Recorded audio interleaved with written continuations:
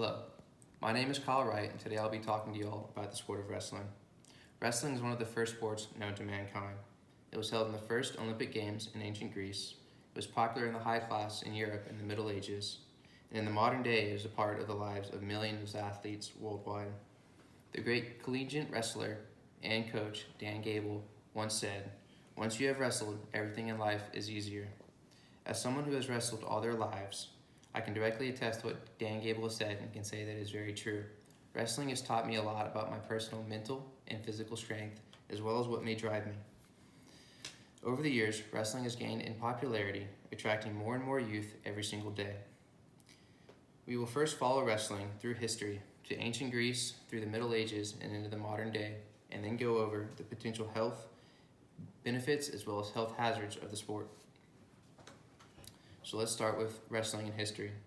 Through depictions found in caves in France, Germany, and Egypt, it is believed that early humans used wrestling in sport as well as in combat. Wrestling was expanded upon by the Greeks, where they first incorporated it into the Olympic Games. It was initially used to train Greek soldiers in hand-to-hand combat in preparation for war. The Romans, after defeating the Greeks, took wrestling and took out the brutality of the sport and created the Greco-Roman wrestling style, where it is still used in the Olympics today. Ancient texts also reference wrestling, including the Iliad, written by Homer.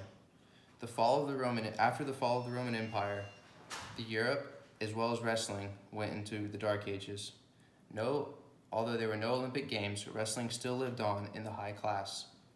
In 1512, the first wrestling manual was created, only 12 years after the first published book, which hints the belief that wrestling was favored among the high class as well as the illiterate. Wrestling was also popular among the lower classes, as traveling troops of wrestlers would travel throughout Europe, challenging passerbys to knock them down. Passing into the modern day, wrestling once again gained popularity. Governing bodies were created to oversee the rules of the sport, and countries created their own styles of the sport that reflected their cultural backgrounds. Greece and Italy were known for Greco-Roman, Sambo in Russia, folk style in the United States, and oil wrestling in Turkey. So let's move on to the potential health benefits of the sport. Wrestling is an extremely mental sport. Wrestlers have to deal with lots of adversity, whether that's injuries or wrestling in a bad weight class. Wrestlers are also in extreme physical shape. They may see hours upon hours of practice each day, as well as going to the gym to work out. So let's now move on to the potential health risks of the sport. One rule in wrestling is that you have to wrestle an opponent in the same weight class as you. This is to even the odds as much as possible. Many wrestlers participate in weight cutting, which is extreme weight loss in a short amount of time. Although this is practiced by many wrestlers, is extremely detrimental to their bodies, as it causes stunted growth, depression. Wrestlers are also highly susceptible to dislocations of the elbow, knee, and shoulder.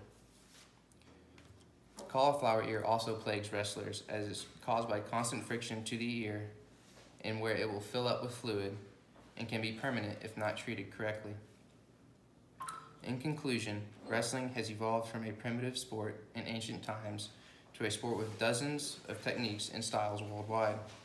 The sport offers numerous mental and physical health benefits to its participants and can help deal with adversity. I'm going to leave you with a quote by the Roman Emperor Marcus Aurelius. "The art of living is more like wrestling than dancing. So if you want to go out and win at life, give wrestling a shot."